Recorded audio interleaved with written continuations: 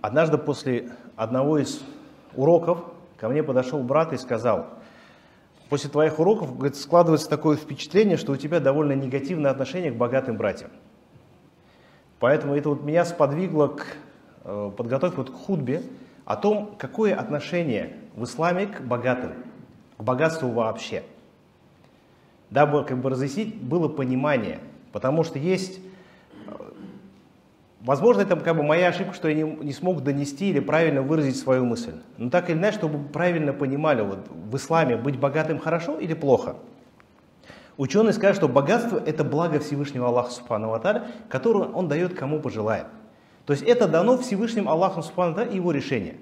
Не зависит от нас. Что бы мы ни сделали, если нам это не предписано, нам это Аллах не даст. Но это благо, которое Аллах Субхану ва Тааля дал кому-то из нас, среди нас. Потому что в основе своем это возможность заработания ахирата. То есть есть действия в исламе, которые можно получить награду за них, только имея финансовые средства. Допустим, хадж или умра. Это человек, об этом достоинство хаджа, это один из столпов ислама. Умра также является, по мнению некоторых ученых, фардом, по мнению некоторых ученых, сунной. Но человек не сможет его совершить, не имея финансовых средств. То есть, имея богатство, у нас есть возможность совершить хадж или умру.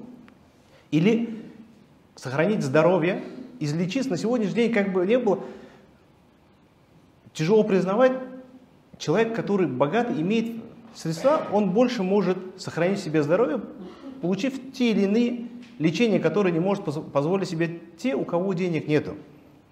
Богатство помогает быть независимым, то есть выполнять свою религию. Люди, которые постоянно на работе, им тяжело читать намаз, какие-то здесь. Что касается богатого человека, в нем сохраняется некая независимость в плане выполнения своей религии. Или умуман. Опять же, богатый человек, он может тратить на пути Аллаха. Получать награду за садака, за помощь братьям, близким, родственникам. Это тоже возможность, которую Аллах Субхану ва Тааля дает. В этом есть благо, богатство. То есть человек, который дает садака, он получает за эту награду. Те же вот мечети, мадраса, которые у нас строятся, их бы не было, если бы не было богатых людей.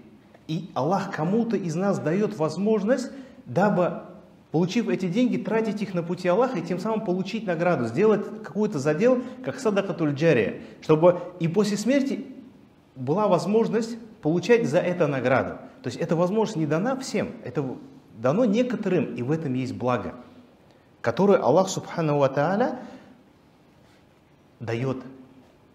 И имущество является основой жизни, основой семьи, процессов, средств развития. То есть мусульманин должен быть развитым, сильным, образованным. Это так или иначе все возвращается к вопросу богатства. Поэтому слова о том, что нет, мусульманин не должен быть богатым, нет. Мусульманин должен быть богатым. Именно благодаря богатству мусульман, благодаря богатству мусульманских джамаатов мы можем позволить себе развиваться, можем позволить себя. На сегодняшний день даже посмотрите, самые развитые страны какие? Самые богатые. И это, если посмотреть в историю, мусульмане были всегда впереди прогресса, благодаря мадресе, больницам, библиотекам. Но для всего этого нужны деньги. Поэтому в основе своей деньги это возможность, это фурса, это благо Аллаха Субхану ва Тааля. Более того, Аллах приказывает нас, чтобы мы искали богатство. То есть, если посмотреть в исламе, хадисы пророка, саллаллаху алейхи ва саллям, аяты, они, наоборот, поощряют тех, кто ищет, и ругают тех, кто проявляет лень, тех, кто проявляет пассивность, те, которые попрошайничают или сидят на ком-то, то есть, будучи нахлебниками. Аллах Субхану ва Тааля в Коране говорит, в суре Джумма, «Фаида кудияти салата фанташуру фил ард». Когда же намаз завершится, то есть джума закончилась, то разойдитесь. Не сидите в мечети, не сидите дальше там, разойдитесь, приказ Аллаха, расходитесь по земле, ищите милость Аллаха. Идите, работайте, ищите милость Аллаха, субхану ва тааля, но часто поминайте Аллаха. Быть может, вы преуспеете. То есть Аллах субхану ва тааля приказывает нам, чтобы мы выходили, искали. И таким были сподвижники пророка, саллаллаху алейхи вассалям. Когда мухаджиры переселились в Медину, пророк, саллаллаху алейхи вассалям, побратал, сказал: мухаджир и ансар, вы теперь братья. И люди, ансары, жители Медины сказали: ты мой брат, половина твоего имущества твое. У меня 2 жены, одну забирай себе. Ты мой брат, я с тобой делюсь. Что сказали мухаджиры? Сказали, не надо. Просто покажи мне, где рынок, я сам буду зарабатывать. То есть не было такого, мусульманин не сидит на шее кого-то, он сам старается, ищет. Понятно, что в конечном результате Аллах Субхану ва Тааля определяет размер каждого риска. И все, что я хотел донести, того, что мы должны быть довольны тем риском, который Аллах нам дал. Если Аллах нам дал меньше, в этом есть благо для нас. Мы не должны засматриваться на тех, кому Аллах дал больше. Но в основе своем мы должны стараться и стремиться. В другом аяте Аллах Субхану ва Тааля говорит, скажи, кто запретил украшение Аллаха, который Он даровал своим рабам, и прекрасно удел. Скажи, в мирской жизни они предназначены для тех, кто уверовал, а в день воскресения они будут предназначены исключительно для них. Так мы разъясняем знамения людям, знающим. То есть это милость Аллаха, которую оказал. Человек может себе позволить дорогую красивую машину? Пожалуйста. Хочет позволить себе хороший дом? Пожалуйста. Аллах ему подарил, он пользуется. Когда пророк, саллаллаху алейхи вассалям, увидел человека, который был в рваной старой одежде, он сказал, у тебя есть имущество? Он говорит, да, бараны есть, верблюды. Он говорит, ида ата Аллаха, маля палюра алейх. Если Аллах тебе дал имущество, пусть это будет видно на тебе.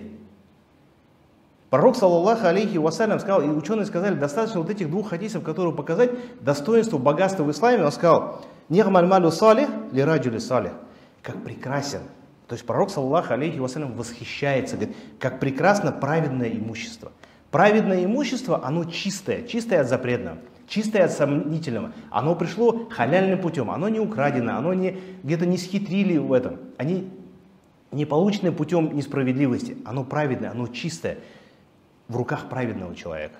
То есть праведного человека, который не будет тратить эти имущества на харам. Он будет тратить их на пути Аллаха, будет тратить их на его семью, будет тратить их на дозволенное. И пророк, саллаллаху алейхи вассалям, восхищается этим. Восхищается этим.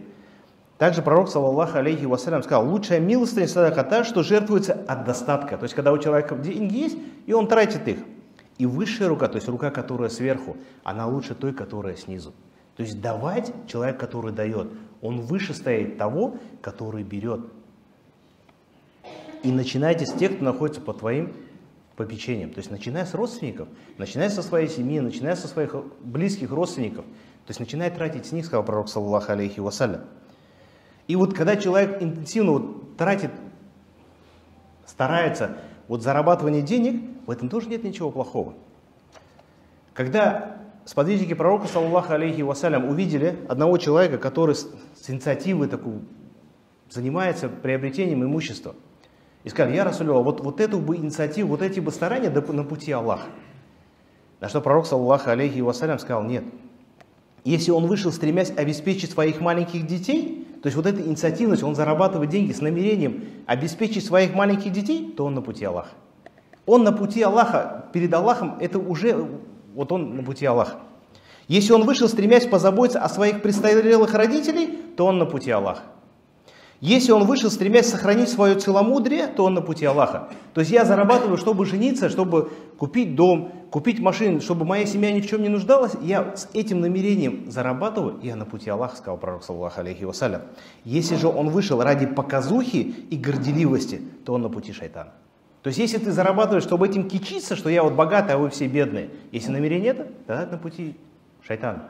Что же касается, если ты стараешься, инициативу проявляешь, пытаешься заработать, потому что у тебя есть семья, которую надо обеспечить, у тебя есть родители, которых нужно обеспечивать, ты хочешь жениться, тебе нужен дом, в этом нет ничего плохого. Более того, это на пути Аллаха, то есть если у тебя правильное намерение, Аллах Субхану ва Тааля за это воздаст тебе награду.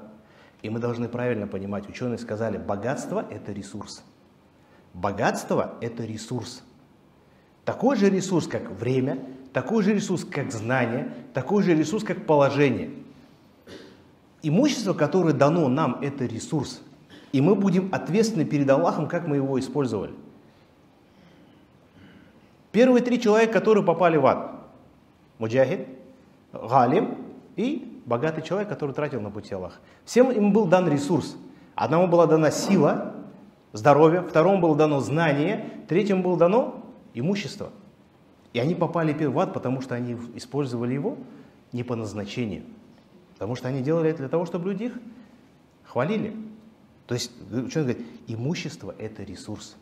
Абдурахман ибн Ауф, сподвижник пророка, саллаллаху алейхи вассалям, сказал, имущество прекрасно, то есть богатство, оно прекрасно. Посредством того, что я храню свою честь и приближаюсь к своему Господу. То есть я защищен. То есть мне не приходится унижаться, попрошайничать это. Я защищен. И я могу поклоняться Аллаху Субхану ва Тааля. И поэтому это ресурс, и к нему есть свой адаб. Ислам учит правильно относиться к этому ресурсу. То есть это не то, что вот награда Аллаха. То есть нет, Аллах тебе дал этот ресурс. И по отношению к нему есть определенный адаб, который мы должны знать и изучать.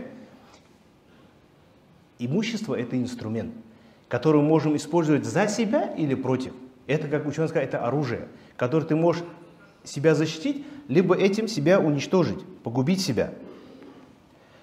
Поэтому ученый говорит, поэтому богатство для кого-то это хорошо, для кого-то это плохо. И человек сам для себя должен понять это и решить. Потому что есть люди, кого богатство не портит. Есть люди, кого богатство портит.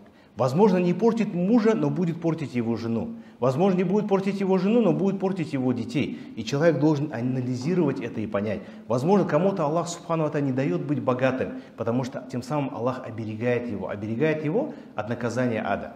И в этом тоже есть мудрость Аллаха, мы это тоже должны понять. И не должны проявлять недовольство, потому что вот я стараюсь, а разбогатеть не получается. Поэтому ученый сказал, как Аллах Субхану ва Тааля говорит, пусть богатство ваши и дети ваши не заставляют вас забывать о Боге. Пророк, саллаллаху алейхи вассалям, сказал, женитесь и рожайте. Чем больше у вас будет детей, тем больше я буду гордиться этим в судный день. Но в то же время дети могут быть нашими врагами. Для кого-то много детей это может быть причиной его попадания в ад. И об этом тоже ученые говорят. Потому что многие люди перестали ходить в мечеть, потому что у них много детей, им нужно зарабатывать. То есть они оставили ахират, полностью подаваясь в дуне, с намерением как-то прокормить большое количество детей. И поэтому человек должен понимать, что для него опаснее, быть богатым или бедным. Потому что для кого-то быть бедным, наоборот, опасно. Сколько людей в Африке оставили свою религию по причине своей бедности. Поэтому ученый сказал, для кого-то быть богатым вредно, для кого-то вредно быть, для его религии имеется в виду, вредно быть, наоборот, бедным. Поэтому человек должен это понимать. В то же время сподвижники пророка, саллаллаху алейхи вассалям, их не портило богатство. Их не портило богатство. И также ученые сказали, это правило, богатство одного мусульманина – это богатство всего джамаата. Богатство, ресурс одного мусульманина – это ресурс всего джамаата. Даже на примере нашего джамаата мы видим, у нас есть братья, которые имеют миллионы, и благодаря им строится эта мадраса, которым будет пользоваться кто? Мы. Остальные, у которых нет этих денег. Мечеть эта была построена по причине некоторых мусульман богатых. Ихнее богатство стало богатством всего джамаата, пользой всего джамаата. Поэтому здесь не должно быть зависти, что он богатый, я бедный. Мы наоборот должны просить у Аллаха. Аллах, сделай их миллиардерами. Они были миллионерами благодаря этому построенной мадресе. Если бы они были бы миллиардерами, они тратили бы не миллионы, а сотни миллионов. И мы этим бы пользовались. Поэтому он говорит, богатство одного мусульманина – это богатство всей уммы. Сподвижники пророка, саллаллаху алейхи вассалям, Усман, радийаллаху анху, когда был голод в Медине, денег не было, люди ходили, вещи подорожали. И пришел караван Усмана, радийаллаху анху, несколько, по-моему, даже сотен верблюдов. И все торговцы Медины пришли и сказали, продай, мы купим в 2 раза дороже. Он говорит, нет. В 3 раза дороже? Нет. В 4 раза дороже? Нет. Он говорит, есть тот, кто в 10 раз дороже даст. Он говорит, все торговцы здесь, тебе никто не даст в 10 раз дороже. Он говорит, Аллах обещает, что в 10-кратном размере он вернет. И он просто весь караван подарил. Вся Медина, все мусульмане пользовались богатством Усмана, радийаллаху анху. И это доказательство того, что богатство одного мусульманина – это фактически богатство всей уммы, всего джамаата. И опять же доказательство того, что для кого-то богатство его не портит. Примером являются пророки Ибрахима, алейхиссалям, Сулеймана, алейхиссалям, кому Аллах Субхану ва Тааля одарил большим имуществом. Сулейман, алейхиссалям, один из самых богатых людей в мире был. И тем не менее Аллах про него что говорит? Какой прекрасный служитель. Его богатство не испортило его. Как Умар, радийаллаху анху, делал, говорит, дуа, о Аллах, сделай это дунья в наших руках, но не делай его в нашем сердце. Они имели миллионы, они отдавали его, без зазрения совести. Приводит пример. Сауда бин Ауф, супруга Тальха ибн Убайдуллах, сподвижники пророка, саллаллаху алейхи вассалям, сказал, однажды Тальха отдал в качестве пожертвования 100 тысяч дирхамов. То есть он взял и 100 тысяч дирхамов отдал. Но самое интересное в конце. а сам потом не мог пойти в мечеть из-за того, что ждал, пока я залатаю его рваную одежду. То есть он 100 тысяч отдал на пути Аллаха, а сам сидел ждал, пока жена будет зашивать его одежду, из-за этого он не мог пойти в мечеть. У них не было сердца связано с этим имуществом, они могли полностью отдать, себе не оставив ничего. Поэтому ученый говорит, богатство в руках мусульманина – это сила. И для Аллаха сильный мусульманин любимее слабого мусульманина. И одно из значений этого хадиса, то, что именно имеется в виду физическая сила, богатство. И мусульманин богатый, он больше может принести пользу для других. А пророк, саллаллаху алейхи вассалям, сказал, полезный человек, самый лучший из вас тот, кто наиболее полезный для остальных. То есть вот именно в этом и есть то благо, которое Аллах субхану ва тааля оказал нам своим имуществом. И ученые сказали, есть два условия. Первое, мы должны через халяль его заработать, второе, потратить на халяль. Если мы вот эти два условия будем выполнять, большое количество богатства нам не навредит. В то же время мы должны понимать, в исламе понятие айна, богатство, не связано с имуществом. Богатство – это независимость, когда мы не нуждаемся в ком-то. И человек может быть не нуждаться, даже будучи бедным, и он становится тем самым богатым. И сподвижники пророка, саллаллаху алейхи вассалям, именно показывают этот зухд. Да, то есть они не нуждались в этом. Появлялись деньги, они зарабатывали этим ахират. Они не строили себе дворцы. Они тратили их на пути Аллаха, делая задел для себя в судный день, чтобы в судный день получить за это, оставляя вахфы, тратя на пути Аллаха, кормля нуждающихся. Это возможность. Сам пророк, саллаллаху алейхи вассалям, являлся примером для нас. Абу Хурейра рассказывал, что Мухаммад покинул этот мир, так и не наевшись досыта даже ячменного хлеба. Когда же он скончался, его доспехи были заложены у одного иудея за несколько пригоршней ячменя. То есть не за богат, за ячмень покушать. А сам пророк, саллаллаху алейхи вассалям, делал дуа: «О Аллах, сделай уделом семьи Мухаммада дневное пропитание». Еду на день, не нужно там, а у нас голод начнется, нам где-то на полгода еды у каждого дома сохранено. Сахар, мука мешками. У пророка, саллаллаху алейхи вассалям, делал дуа хотя бы на день еды. И это лучший из людей. Поэтому, еще раз повторюсь, богатство – это ресурс, который Аллах субхану ва тааля кому-то из нас одаривает. И мы за этот ресурс будем ответственны. Это для нас возможность.